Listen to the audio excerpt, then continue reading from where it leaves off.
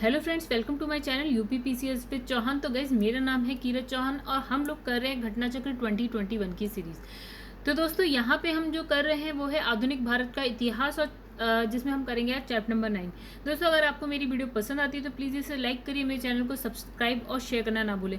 Friends, जो हम chapter आज करने वाले हैं वो है चैप्टर नंबर 9 और वो है आधुनिक भारत में प्रेस का विकास। जो हमने लास्ट चैप्टर किया था दोस्तों वो था आधुनिक भारत में शिक्षा का विकास। आज हम करेंगे प्रेस का विकास। चलिए गाइस, बिना टाइम वेस्ट किए क्या करते हैं, अपने जो अपना चैप्टर है उसको शुरू करते हैं। तो गाइस, यहाँ पहले हम करेंगे नोट्स और देखते हैं हम कितने क्वेश्चन कर पाते हैं आज। ठीक है, तो फ्रेंड्स चलिए थोड़ा सा एडजस्ट कर लिया जाए, उसके बाद शुरुआत करते हैं। चलिए, तो यहाँ क्या लिखा है? यहाँ लिखा है आधुनिक भारत में प्रेस का विकास। तो भारत का पहला तो यहाँ लिखा है कि जो भारत का पहला समाचार पत्र है गाइस क्या था। देखिए, इंपॉर्टेंट क्वेश्चन है कि जो भारत का पहला समाचार पत्र था वो था आपका बंगाल गजट। क्या था गाइस? बंगाल गजट था। और प्रारंभ में विलियम बोल्ट्स, क्या नाम है, विलियम बोल्ट्स द्वारा ये समाचार पत्र के प्रकाशन का प्रयास किया गया। ठीक है, मतलब बंगाल गजट है और इनके द्वारा क्या है, विलियम बोल्ट्स के द्वारा क्या है, एक समाचार पत्र के जो प्रकाशन का जो है प्रयास किया गया। फिर इसमें लिखा है परंतु ईस्ट इंडिया कंपनी ने इसको इंग्लैंड भेज दिया। इनको मतलब किनको, विलियम बोल्ट्स को क्या करा, इंग्लैंड भेज दिया। फिर 1780 में क्या होता है, जेके हिक्की ने बंगाल गजट नामक समाचार पत्र प्रकाशित करना जो है आरंभ कर दिया। और लॉर्ड वेलेजली ने 1799 में सभी समाचार पत्र पर क्या लगा, सेंसर बैठा दिया। ठीक है, तो यहाँ पे अभी कुछ नहीं है। अभी हमने पढ़ा कि 1780 में क्या होता है, 1780 में जो जेके हिक्की हैं उन्होंने बंगाल गजट का प्रकाशन स्टार्ट कर दिया। ठीक है, और लॉर्ड वेलेजली ने क्या करा, 1799 यानी कि 80 से 99 19 साल 18-19 साल के बाद क्या करा, इन्होंने जितने भी समाचार पत्र थे सब पे क्या कर दिया, सेंसर बैठा दिया। अब इसमें लिखा है 1799 में समाचार पत्रों का पत्रेक्षण अधिनियम पारित कर दिया गया। समाचार पत्र पर युद्धकालीन सेंसर लागू कर दिया। ठीक है, फिर लिखा है 1807 में ये अधिनियम जो है पत्रिकाओं, पैम्पलेट, पुस्तकों सभी पर लागू कर दिया गया। मतलब जो 1799 में हुआ गाइस, तो वो पहले समाचार पत्र पर था ये सेंसर जो लागू किया। ठीक है, अब 1807 में क्या किया, यानी कुछ 7-8 साल बाद क्या किया, यही सेंसर पत्रिकाओं पे भी है, पैम्पलेट पे भी और पुस्तकों पर भी लागू कर दिया गया। ठीक है, और ये कारनामा किसका था गाइस? हमने पढ़ा लॉर्ड वेलेजली का था। किसका था? लॉर्ड वेलेजली का। आइए आगे बढ़ते हैं। फिर लिखा है लॉर्ड हेस्टिंग्स ने 1818 में इस अधिनियम को रद्द कर दिया। यानी कि जो ये सेंसर बिठाने वाला अधिनियम था ना, तो कब स्टार्ट होता है? 1799 में स्टार्ट होता है। किसके द्वारा? लॉर्ड वेलेजली के द्वारा। अब इसको रद्द करने का काम कब हो रहा है? 1818 में हो रहा है, कुछ 18-19 साल बाद हो रहा है। और कौन कर रहा है? Lord Hasting. तो हमें दो नाम यहाँ पे याद करने हैं एक ही अधिनियम के लिए। एक तो हो गया आपके लॉर्ड वेलेजली, एक हो गया लॉर्ड हेस्टिंग्स। ठीक है गाइस, आगे बढ़ते हैं। फिर आता है एक और नाम जिनका नाम है लॉर्ड रिपन।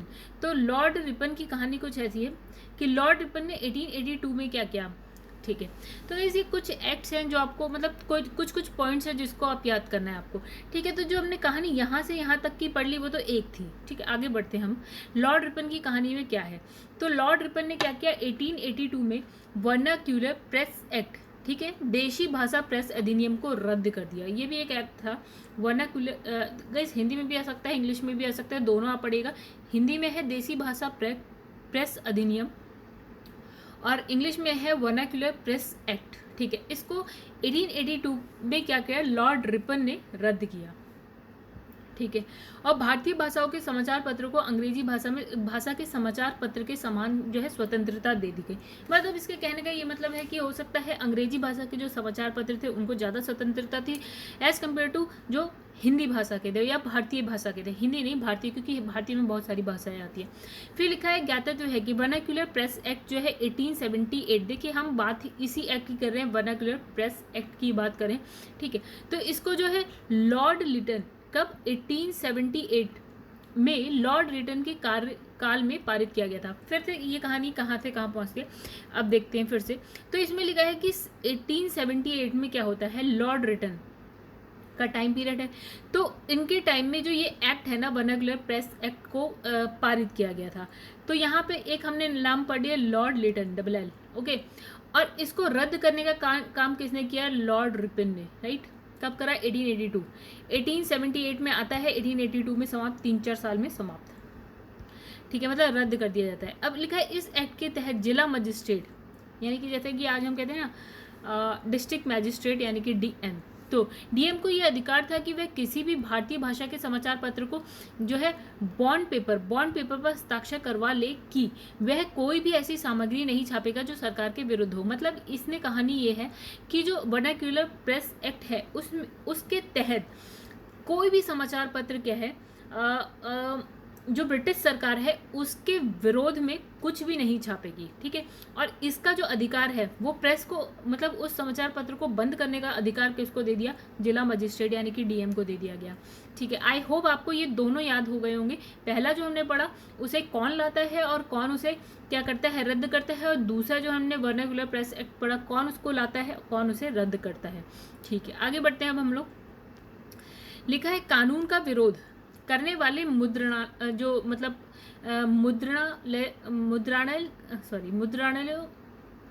की जमानत को मजिस्ट्रेट रद्द कर सकता था। ओके, तो इसने कहा कि इस अधिनियम के अधीन क्या है? सोम प्रकाश, भारत मिहिर, ढाका प्रकाश, सहचर इत्यादि समाचार पत्रों के विरुद्ध जो है मामले दर्ज किए गए। फिर से एक बार देख लेते हैं गाइस, कौन कौन से समाचार पत्र ऐसे थे जिसके विरुद्ध, मतलब जिसके अगेंस्ट में क्या है आ गए मामले, ठीक है। एक आपका था सोम प्रकाश, राइट, दूसरा है भारत मिहिर और फिर है ढाका प्रकाश, ओके, और एक है सहचर, इन सबके खिलाफ आ गए मामले। फिर लिखा है पत्रकारिता के लिए ब्रिटिश सरकार द्वारा सजा पाने वाले पहले भारतीय कौन थे? गंगाधर तिलक। ये इंपॉर्टेंट नाम है गाइस, ठीक है, मतलब पहले भारतीय जिसको इन सब चीज़ों के लिए जो है आपका क्या हुआ था कि सजा मिली थी, तो वो थे बाल गंगाधर तिलक, ठीक है। ये वेरी इंपॉर्टेंट नेम है, कौन? तिलक, इनको सजा मिली है। तो इसमें लिखा है 1882 में उन्होंने क्या है उन्हें सरकार ने 4 महीने का कारावास दिया क्योंकि उन्होंने अंग्रेजों द्वारा कोल्हापुर के महाराजा के प्रति घृष्टता करने पर कड़े शब्दों की निंदा की, ठीक है। मतलब इन्होंने ये अंग्रेज सरकार थी उसके विरुद्ध कुछ लिख दिया। 4 महीने की सजा हुई। 1882 की बात है ये, बाल गंगाधर तिलक की बात हो रही थी गई। तो 1897 में क्या होता है? 1897 में उन्हें 2 अंग्रेजों की हत्या के लिए चापेकर बंधुओं को तो इसमें लिखा है कि 1897 में उन्हें 2 अंग्रेजों की हत्या के लिए चापेकर बंधुओं को उत्तेजित करने के लिए 18 महीने के कड़ा कारावास का जो है दंड दिया गया। कितने टाइम का? 18 महीने के लिए दंड दिया गया। उन्होंने चापेकर बंधु थे तो उनको उत्साहित किया 2 अंग्रेजों की हत्या करने के लिए, ठीक है गाइस। आगे बढ़ते हैं। फिर लिखा है उत्तरी अमेरिका महाद्वीप यानी कि वैंकूवर। गाइस आप जब नॉर्थ अमेरिका में जाते हैं ना और आप कनाडा, ऐसा होता है, ऊपर कनाडा है, फिर यूएसए है और नीचे है मैक्सिको, और उसके बाद भी बहुत सारी छोटी छोटी कंट्रीज़ हैं, ठीक है। तो 2 मेन जो हैं ये 3 ही है आपकी, कनाडा, यूएसए और आपका मैक्सिको। तो जो कनाडा है, जब आप कनाडा के लेफ्ट में जाते हैं तो समुद्री तट है, मतलब समुद्र के पास ही मिलेगा आपको, बिल्कुल ही किनारे पे समुद्र में। इनफैक्ट एक आइलैंड है जिसका नाम है वैंकूवर, ठीक है। तो इसमें लिखा है उत्तरी अमेरिका महाद्वीप क्या वैंकूवर में फ्री हिंदुस्तान अखबार तारकनाथ दास ने शुरू किया था। तो ये भी इंपॉर्टेंट हो गया। फ्री हिंदुस्तान किसने किया था? तारकनाथ दास ने किया था। कहाँ? वैंकूवर में किया था, नॉर्थ अमेरिका में है ये, नॉर्थ अमेरिका जो आपका महाद्वीप है उसमें, ठीक है। अब लिखा है राजा राममोहन राय ने अपने विचारों को प्रेस के माध्यम से प्रचारित एवं प्रसारित किया और दिसंबर 1821 में उन्होंने क्या है बंगला साप्ताहिक संवाद कौमुदी। कई एक चीज़ है इसमें ये याद रखना है कि किसने कौन से मतलब कौन सा समाचार पत्र क्या किया है, प्रकाशित किया है, ठीक है। ये क्वेश्चन आता है। तो यही लिखा है कि राजा राममोहन राय ने 1821 में बंगाल साप्ताहिक, ठीक है, मतलब होता होगा कि सप्ताह में एक बार आने वाला बंगला साप्ताहिक क्या संवाद कौमुदी प्रज्ञा का चांद का प्रकाशन प्रारंभ किया। किसने? राजा राममोहन राय। 2 नाम याद रखने हैं आपको, एक है संवाद कौमुदी और एक है प्रज्ञा का चांद, ठीक है। आगे बढ़ते हैं। इसके 1 वर्ष पश्चात उन्होंने जो है फारसी भाषा में एक अन्य साप्ताहिक समाचार पत्र, क्या नाम है, मिरातुल अखबार या फिर बुद्धि दर्पण का प्रकाशन किया। अब हम बात करेंगे कि राजा राममोहन राय के कौन कौन से अखबार हैं। तो गाइस कौन कौन से? एक है संवाद संवाद कौमुदी, प्रज्ञा का चांद, मिरातुल अखबार या फिर बुद्धि दर्पण। ठीक है, ये 4 नाम बिल्कुल याद कर लीजिए, ये इंपॉर्टेंट है। अब इसमें लिखा है इंडियन मिरर। इंडियन मिरर अखबार जो है बंगाल, कलकत्ता बंगाल से होता था, मतलब इसका प्रकाशन कहाँ से होता था? इंडियन मिरर का कलकत्ता बंगाल से होता था। अब इसने कहा इंडियन मिरर की स्थापना 1861 में देवेंद्र नाथ टैगोर और मनमोहन घोष मतलब ने की। किसने करी? इंडियन मिरर कहाँ से प्रकाशन हो रहा है? कलकत्ता बंगाल से हो रहा है। और कौन कर रहा है इसका प्रकाशन? देवेंद्र नाथ टैगोर और दूसरे हैं मनमोहन घोष, 2 बंदे। ठीक है, तो भारत को ब्रिटिश राज से मुक्त कराने हेतु संयुक्त राज्य अमेरिका और कनाडा में लाला हरदयाल कहाँ पे? संयुक्त राज्य अमेरिका और कनाडा में। ठीक है, लाला हरदयाल, सोहन सिंह भागना और करतार सिंह सराभा आदि ने मिलकर क्या है गदर आंदोलन की स्थापना की। और इस पार्टी का जो मुख्य पत्र क्या है? गदर, एक साप्ताहिक पत्र था। ठीक है, तो यानी कि गदर, अब हम एक पत्र की बात कर रहे हैं, उसका नाम है गदर। ठीक है, अब इसकी कहाँ पे ये प्रकाशित हो रहा है गाइस? ये हो रहा है कहाँ पे? आपका देखिए यहाँ पे लिखा है यूएसए और कनाडा में। ठीक है, कौन कर रहा है? तो एक है लाला हरदयाल, दूसरे हैं सोहन लाल भागना और करतार सिंह सराभा। ठीक है, ये 3 नाम है जो आपको याद करने हैं। ठीक है, और इंडियन मिरर के लिए आपको कौन से 2 नाम याद करने हैं? देवेंद्र नाथ टैगोर और मनमोहन घोष, ये दोनों नाम याद करने हैं। चलिए आगे बढ़ते हैं। लिखा है कि जो गदर है क्या है? एक साप्ताहिक पत्र था जिसके प्रथम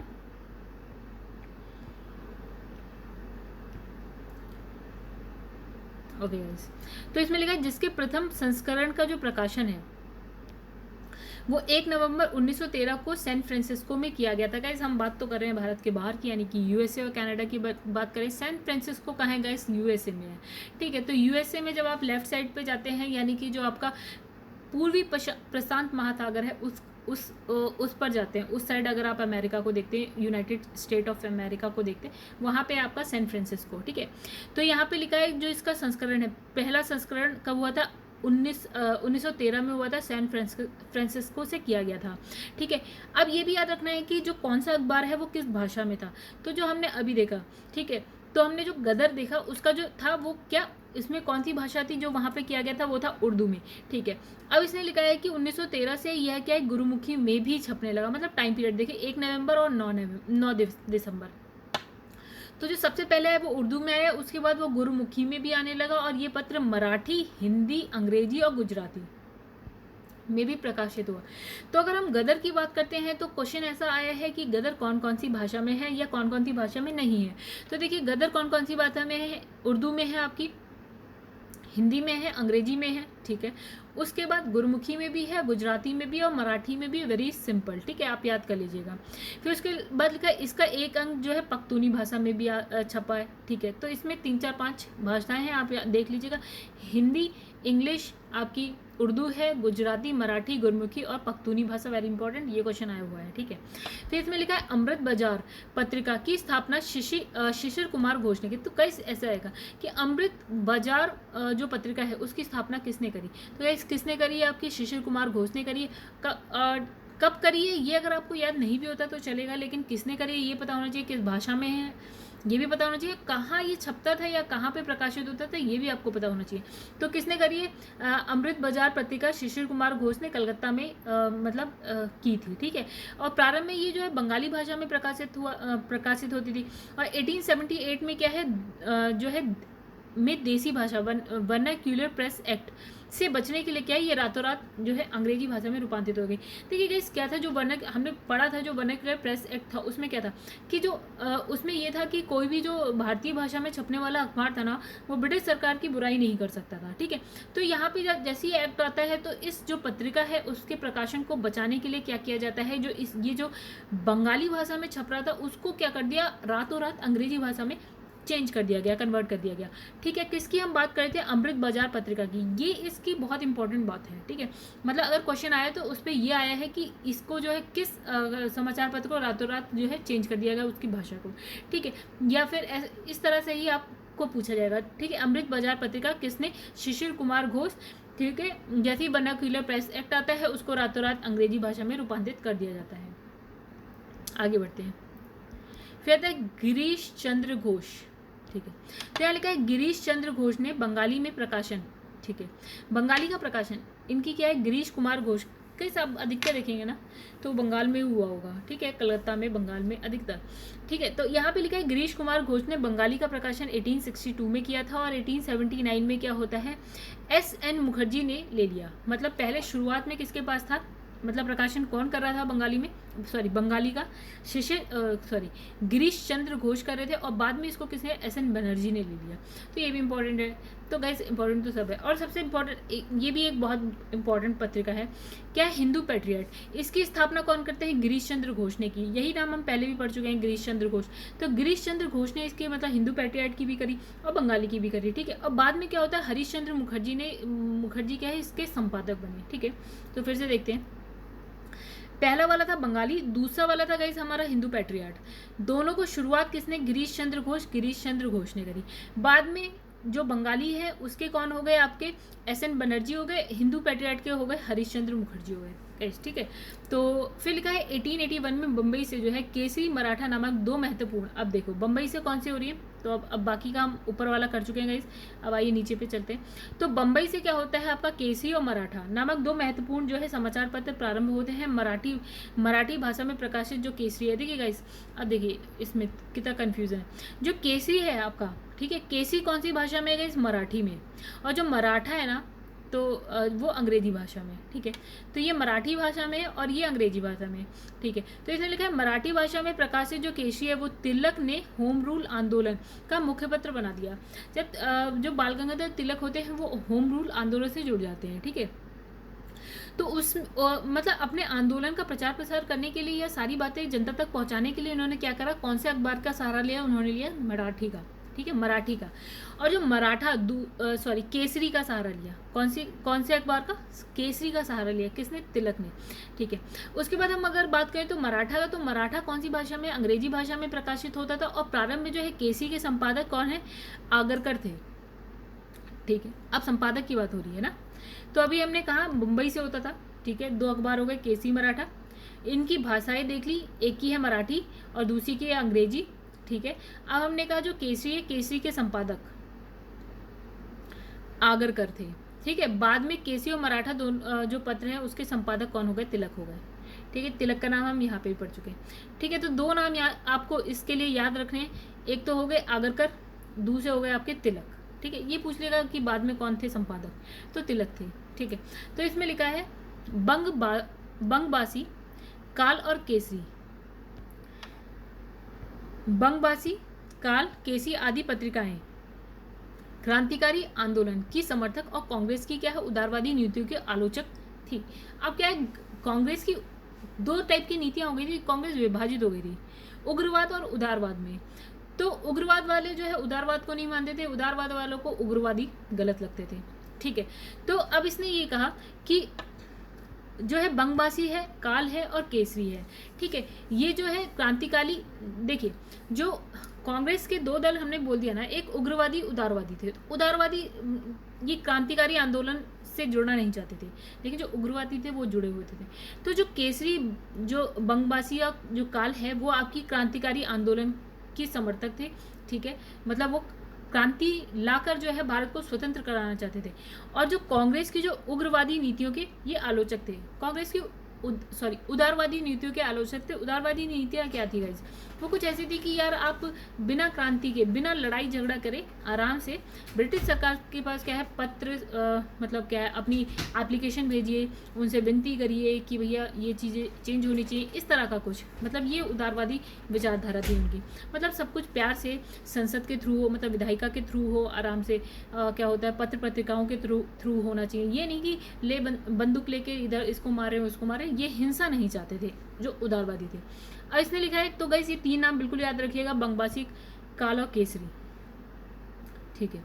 फिर इसने लिखा है संध्या, युगांतर और काल।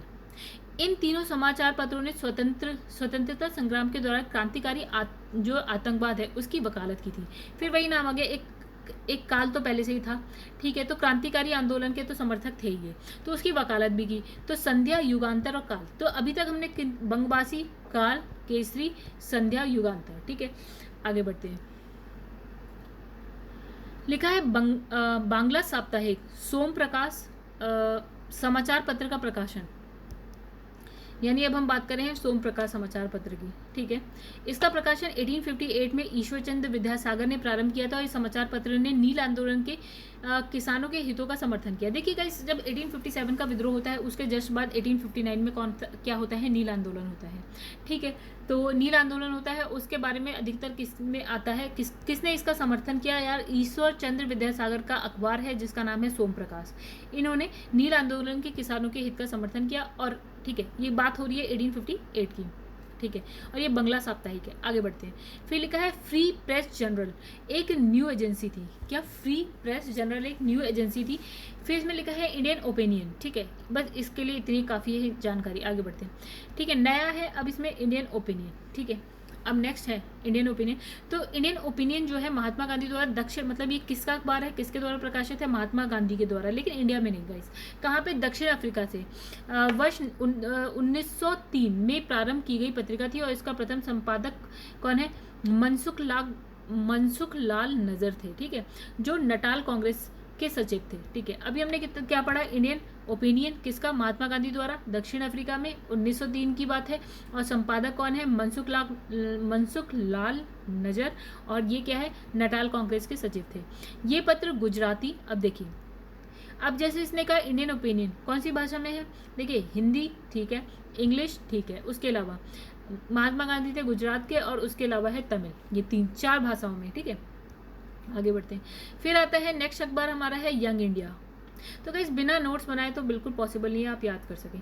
तो यंग इंडिया जो है 1919 में महात्मा गांधी के पर्यवेक्षण में क्या होता है, बंबई में द्विसाप्ताहिक रूप से प्रकाशित होता है। और यहाँ के जो है प्रारंभिक संस्करणों में जमुना दास, द्वारिका दास, शंकरलाल बैंकर इसके संपादक थे। तो गाइस फिर से देखते हैं कौन, जमुना दास, द्वारिका दास और शंकरलाल बैंकर पूरा नाम है। ठीक है इनका। तो ये इसके संपादक थे गाइस। हम बात कर रहे हैं यंग इंडिया की। ठीक है, फिर होता है क्या, 1919 में ही क्या होता है, यंग इंडिया के संपादक महात्मा गांधी बने और यह अहमदाबाद से साप्ताहिक रूप से प्रकाशित होने लगा। पहले द्विसाप्ताहिक था, पहले क्या था, बंबई से द्विसाप्ताहिक था। ठीक है, कहाँ से, बंबई से द्विसाप्ताहिक, और बाद में क्या हो गया, अहमदाबाद से साप्ताहिक हो गया। मतलब पहले जब बंबई में प्रकाशित हुआ 2 सप्ताह में एक बार आता था, अब अहमदाबाद पहुंच गए और ये 1 सप्ताह में एक बार आ जाता है। तो पहले कौन थे गाइस इसमें, जमुना दास, द्वारिका दास और शंकरलाल बैंकर, और बाद में हो गए महात्मा गांधी। किसकी हम बात कर रहे हैं, यंग इंडिया। तो इंडियन ओपिनियन भी महात्मा गांधी का है और यंग इंडिया भी महात्मा गांधी का है। तो इंडियन ओपिनियन में गाइस हमने 2 नाम और कौन कौन से पढ़े थे। एक नाम हमने पढ़ा था, संपादक इसके जो थे मनसुख लाल नजर, और ये क्या है, नटाल कांग्रेस के सचिव थे। आगे बढ़ते हैं। तो यहाँ ठीक है, अब इसमें लिखा है जमुना दास, द्वारिका दास और शंकरलाल बैंकर एनी बेसेंट की होम रूल लीग के सदस्य थे। यानी जो एनी बेसेंट थी उनकी क्या थी, उनकी गई थी होम रूल लीग थी। ठीक है, उसके सदस्य कौन थे, यही जो यंग इंडिया के संपादक थे स्टार्टिंग में, जमुना दास, द्वारिका दास और शंकरलाल बैंकर। ठीक है, ये उनके ही सदस्य थे होम रूल लीग के, और ये होम रूल लीग किसकी थी, एनी बेसेंट की थी। आइए आगे बढ़ते हैं। फिर लिखा है बंगाल का नील विद्रोह। ठीक है, बंगाल का नील विद्रोह शोषण के विरुद्ध के किसानों की सीधी लड़ाई थी, और हिंदू पैट्रियट के संपादक जो है हरिश्चंद्र मुखर्जी ने तो इस आंदोलन में काफ़ी काम किया। ठीक है, तो गाइस हमने जब नील विद्रोह एक जगह पढ़ा था तो उसमें हमने लिखा था कि उसमें कौन सा अखबार जो है बहुत ज़्यादा बढ़ चढ़ के कर रहा है, या उसके किसके संपादक, किस अखबार के संपादक बढ़ चढ़ के काम करें। तो हिंदू पैट्रियट के संपादक जो थे हरिश्चंद्र मुखर्जी, उन्होंने बहुत ज़्यादा अच्छी तरह से इसमें हिस्सा लिया था। तो हिंदू पैट्रियट के जो पहले 2 वर्षों में गिरीश चंद्र घोष उसके संपादक थे, जैसे हमने अभी थोड़ी देर पहले ऊपर पढ़ा था। देखिएगा इसे एक बार देख लेते हैं फिर से। तो हिंदू पैट्रियट कहाँ पढ़ा था गाइस, हमने कहीं तो पढ़ा था। तो इस हाँ ये रहा। तो देखिए गाइस हमने यहाँ पढ़ा था हिंदू पैट्रियट, पहले था गिरीश चंद्र घोष के पास और बाद में हो जाता है हरिश्चंद्र मुखर्जी के पास। ठीक है, अब हमने यहाँ क्या पढ़ा नीचे देखिए, यहाँ लिखा है कि जो हिंदू पैट्रियट के संपादक कौन है, हरिश्चंद्र मुखर्जी। पहले कौन थे गाइस, गिरीश चंद्र घोष थे, और उसके बाद बन गए हरिश्चंद्र मुखर्जी बन गए। ठीक है, अब इसने किस में बढ़ चढ़ कर हिस्सा लिया था, हरिश्चंद्र मुखर्जी ने नील विद्रोह में बहुत अच्छे से हिस्सा लिया था। फिर 1855 में क्या होता है, हरिश्चंद्र मुखर्जी इसके संपादक हो गए। कौन पहले थे? गिरीश चंद्र घोष, बाद में आ गए हरीश चंद्र मुखर्जी। वे निर्भीकता से क्या होता है, बागान मालिकों के अत्याचारों का पोल क्या खोलते और क्या सताए हुए किसानों की सहायता करते। मतलब नील विद्रोह गाइस हमने पढ़ा था कि जो है किसानों को कह दिया गया था कि भैया आप गेहूं चावल उगाना बंद करो, नील उगाना शुरू करो। क्यों? क्योंकि नील जो है भारत से कहाँ निर्यात होने लगा था? इंग्लैंड निर्यात होने लगा था। जो इंग्लैंड में औद्योगिक क्रांति चल रही थी उसमें क्या है, नील की बहुत ज़्यादा ज़रूरत थी। अभी कहाँ से ले? उन्होंने कहा भैया 90% क्या होता है, नील का जो आयात होने लगा था इंग्लैंड में, वो भारत से होने लगा था। पहले 30 था, 30 के बाद कितना हो जाता है? 19% से भी ज़्यादा हो जाता, नहीं सॉरी 90% से भी ज़्यादा हो जाता है। तो इसमें लिखा है कि 1855 में ठीक है, ये निर्भीकता से क्या करते थे, जो बागान मालिक है उनके जो अत्याचार है उसके बारे में लिखते थे, और जो लोग किसान जो है परेशान है उनके बारे में। फिर लिखा है 1861 में क्या होता है, क्रिस्टोदास पाल इसके संपादक बन गए। ठीक है, और आगे बढ़ गए 2-3 साल बाद या 5-6 साल बाद कौन बन गया इसके संपादक? कौन बन गए? क्रिस्टोदास पाल। ठीक है, अब अंग्रेजी साप्ताहिक, अब एक और आ गया। तो अंग्रेजी में आता था क्या? वंदे मातरम। तो ये अरविंद घोष इसके संपादक थे। 1931 में दरभंगा के जो महाराजा हैं, तो 1931 में दरभंगा के महाराज क्या नाम है, कामेश्वर सिंह ने द इंडियन नेशन की स्थापना की। इसका प्रकाशन कहाँ से होता था? पटना से होता था। अब गई इतना सही है कि क्या दरभंगा के जो महाराजा थे क्या नाम है, कामेश्वर सिंह। कामेश्वर सिंह का क्या था, द इंडियन नेशन, और कहाँ से? पटना से। बस इतना याद रखिएगा और कुछ नहीं याद रखना है। Kameshwar Singh, the Indian nation from Patna. ठीक है, बस ये। फिर इसमें लिखा है स्वदेश वाहिनी। ठीक है, अब आता है एक स्वदेश वाहिनी अथवा स्वदेशाभिमानी। ठीक है, के संपादक कौन थे? राम कृष्ण पिल्ले। स्वदेश वाहिनी या स्वदेशाभिमानी के संपादक कौन थे? राम कृष्ण पिल्ले। ठीक है, तो रामकृष्ण पिल्ले का जन्म कब हुआ था? 1878 में तत्कालीन त्रावणकोर राज्य का, इस त्रावणकोर का है केरल में है कि न्यातीनकारा के नायर परिवार में हुआ था। गांधी जी ने साप्ताहिक समाचार पत्र के रूप में, देखिए बस इनका इतना है, जो स्वदेश वाहिनी है किसके द्वारा? राम कृष्ण पिल्ले, और ये कहाँ के थे? आपके त्रावणकोर के थे। बस इतनी कहानी बहुत है इनके लिए। फिर इसमें लिखा है गांधी जी ने साप्ताहिक समाचार पत्र के रूप में क्या लाए? हरिजन। साप्ताहिक मतलब जो एक सप्ताह में एक बार आता था। ठीक है, तो हरिजन किस में आता था गाइस? गांधी जी का ही है हरिजन, वो आता था इंग्लिश में, और हरिजन बंधु आता था आपका गुजरात में, और हरिजन सेवक आता था आपका हिंदी में। तीनों हरिजन ही है। ठीक है, हरिजन इंग्लिश में आता था, हरिजन बंधु गुजराती में आता था, और हरिजन सेवक आपका हिंदी में आता था। तीनों महात्मा गांधी के। तो हरिजन का प्रथम अंक जो है कब आता है?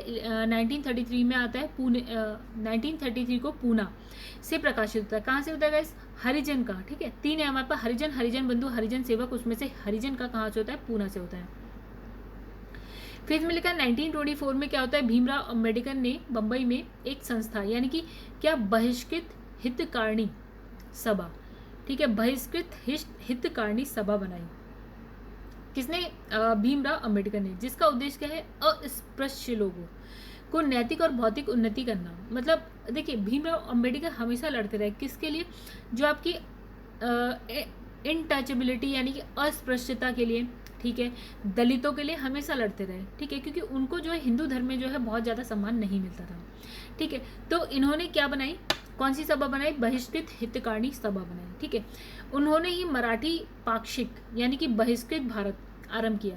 क्या किया? देखिए नाम एक जैसे, बहिष्कृत दोनों में ही आ रहा है। ठीक है, बहिष्कृत हितकारिणी सभा, बहिष्कृत भारत, और दोनों किसने किया? भीमराव अम्बेडकर ने किया। ठीक है, आगे बढ़ते हैं। फिर लिखा अब्दुल कलाम आज़ाद ने 1912 में उर्दू साप्ताहिक अल हिलाल का प्रकाशन किया। तो क्या है गाइस? अब्दुल कलाम आज़ाद, और इनका किसका प्रकाशन किया उन्होंने? अल हिलाल का। ठीक है, अल बलाग का प्रारंभ, अल बलाग, ठीक है, अल बलाग का प्रारंभ 1915 में किया गया। ठीक है, 1914 में अल हिलाल पर प्रेस एक्ट के तहत प्रतिबंध लगा दिया गया। ठीक है, तो अभी तक गाइस इसमें कुछ नहीं, आपको याद रखना है अब्दुल कलाम आज़ाद, अल हिलाल। ठीक है, और फिर बाद में उसमें प्रतिबंध लगता है, ये सब छोड़िए। ठीक है, अब लिखा है लाला लाजपत राय ने लाहौर से एक उर्दू दैनिक, यानी कि लाला लाजपत राय का क्या था? वंदे मातरम, लेकिन उर्दू में था और दैनिक था। और जो हम उससे पहले पढ़ चुके हैं एक वंदे मातरम, पहले भी एक बार वहीं पहुंचते हैं गाइस, थोड़ा सा इजी हो जाता है बार बार हम देखते तो। देखिए, एक हमने वंदे मातरम ये देखा था जो किसका था, अरविंदो घोष, लेकिन ये कौन सी भाषा में था गाइस, अंग्रेजी भाषा में। चलिए आगे बढ़ते हैं, अब हम जो पढ़ रहे हैं उसका देखते हैं। ठीक है, अभी हम कौन सा पढ़ रहे हैं, ये रहा। तो लाला लाजपत राय का कौन सा है, वंदे मातरम ही है, बट ये है उर्दू में, वो वाला था इंग्लिश में, ये वाला है उर्दू में, दोनों वंदे मातरम ही है। वो किसका था, अरविंद घोष, ये है लाला लाजपत राय का। और एक साप्ताहिक क्या है, दी पीपल, ये भी लाला लाजपत राय का है, दी पीपल और वंदे मातरम। ठीक है, तो जो दी पीपल है वो दी पीपल किस में है, इंग्लिश में है। तो इसके पहले वह संयुक्त राष्ट्र अमेरिका में यंग इंडिया का प्रकाशन कर चुके थे। तो गाइस यंग इंडिया वैसे किसका था गाइस, हमने देखा था एक यंग इंडिया आया था, अभी हमने देखा था महात्मा गांधी का। ठीक है, इसमें लिखा है, तो आपको आई होप समझ में आ गया होगा, लाला लाजपत राय के दो इसमें लिखे हैं, एक लिखा है इनमें वंदे मातरम और दूसरा लिखा है द पीपल। ठीक है, और यंग इंडिया का प्रकाशन वो यूएसए में कर चुके थे। अब लिखा है एक यहाँ पे लिखा है द पायनियर समाचार पत्र का प्रारंभ कब होता है, 1865 में होता है, इलाहाबाद से जॉर्ज एलन ने किया था। गाइस तो थोड़ा ये कोई अंग्रेज है जॉर्ज एलन, उन्होंने किया था द पायनियर को। द पायनियर का कहाँ से, इलाहाबाद से किया था। ठीक है भाई, इतना याद रखिएगा। फिर आता है कौमी आवाज़, तो कौमी आवाज़ उर्दू अखबार है। ठीक है, इसका प्रकाशन जवाहरलाल नेहरू, रफ़ी अहमद किदवई। तो कौमी आवाज़ कौन कौन, कौमी आवाज़ के लिए कौन कौन है गाइस, जवाहरलाल नेहरू, रफ़ी अहमद किदवई, उर्दू अखबार है ये। ठीक है, तो कहाँ से होता है, लखनऊ से होता है, नवाबों का शहर लखनऊ। ठीक है, तो नवाबों की बात हो रही है यहाँ पे, कौमी आवाज़ उर्दू अखबार है। फिर लिखा है जो है राष्ट्र गोफ्तार, दादा भाई नौरोजी से संबंधित है और भारत के लिए स्वशासन की मांग करने हेतु। ठीक है, तो राष्ट्र गोफ्तार दादा भाई नौरोजी, खत्म। इसमें लिखा है मोतीलाल नेहरू ने इंडिपेंडेंट, कौन, मोतीलाल नेहरू। गाइस एक है जवाहरलाल नेहरू, यहाँ है हम बात कर रहे हैं मोतीलाल नेहरू की। तो मोतीलाल नेहरू ने इंडिपेंडेंट नामक समाचार पत्र निकाला। फिर एक आ गया कॉमनवेल्थ। गाइस कॉमनवेल्थ मद्रास से प्रकाशित होने वाला अंग्रेजी पत्र था और ये किसका था, एनी बेसेंट का था। एक बार फिर से देखते हैं आप गाइस, एक हो गया हमने बात करी कौमी आवाज़ की, और एक हमने राष्ट्र गोफ्तार की बात कर ली, एक हमने इंडिपेंडेंट की बात करी, एक हमने बात करी कॉमनवेल्थ की। तो कौमी आवाज़ कौन है, जवाहरलाल नेहरू और रफ़ी अहमद किदवई। ठीक है, और राष्ट्र गोफ्तार किसका है, आपका दादा भाई नौरोजी का, और मोतीलाल नेहरू का है गाइस इंडिपेंडेंट, और कॉमनवेल्थ किसका है आपका, एनी बेसेंट। गाइस ये सब पूछ लिया जाता है। चलिए आइए गाइस एक बार देख लेते हैं। ठीक है, 32 मिनट हो चुके हैं गाइस, 1 मिनट। तो दोस्तों हम 32 मिनट कर चुके हैं, हम नोट्स कर चुके हैं, कुछ और 60 के अराउंड क्वेश्चंस हैं दोस्तों। एक काम करते हैं, उसको भी यहीं पे ख़त्म कर लेते हैं, देखते हैं कि कंप्लीट होता है या नहीं, फिर नेक्स्ट पार्ट हम देखेंगे। 60 के अराउंड क्वेश्चंस हैं वैसे तो दोस्तों, कम भी नहीं है, या फिर हम इस वीडियो को करते हैं यहीं पे। चलिए फ्रेंड्स, तो ये काम करते हैं, इस वीडियो को यहीं पे समाप्त करते हैं, और जो इसके क्वेश्चन आंसर वाला राउंड है वो हम दूसरे पार्ट में लाते हैं, क्योंकि फिर नहीं तो जो है आपकी जो वीडियो है काफ़ी लंबी हो जाएगी। तो दोस्तों अगर आपको मेरी जो वीडियो है वो पसंद आती है तो प्लीज़ इसे लाइक करिए, या मेरे पढ़ाने का तरीका अच्छा लगता है या कोई कमी है तो प्लीज़ उसे कमेंट में भी बताइए। ठीक है, और अगर सब अच्छा लग रहा है तो ठीक है लाइक करिए, और मेरे चैनल को सब्सक्राइब और शेयर करना ना भूलें। चलिए दोस्तों, जो नेक्स्ट पार्ट आएगा उसमें हम क्वेश्चन आंसर के संग आते हैं फिर से।